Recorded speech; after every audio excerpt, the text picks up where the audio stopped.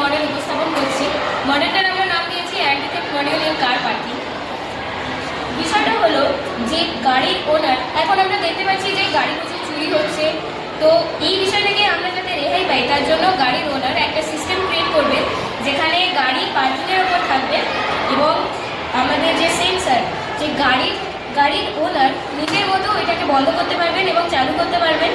যখন চালু করা হবে তো আমি এখানে দেখাবো যে গাড়িটা যদি তার পার্কিং থেকে সরে যায় তো ভেতরে থাকা সেন্সার আওয়াজ দিচ্ছে এবং লাইট জ্বলে উঠছে, ফলে ওনার জানতে পারেন এবং ওনার ছাড়াও বাকি সিকিউরিটি গার্ডরা জানতে পারেন যে গাড়ি চুরি হওয়ার সম্ভাবনা আছে, চোর আসছে। তো গাড়ি যখন তার পার্কিং লাইন থেকে সরে যায় তখন সেন্সার থেকে আওয়াজ বেরোয়, কিন্তু যখন গাড়ি তার আগের অবস্থানে ফিরে আসে তখন এটা আওয়াজ হয় না।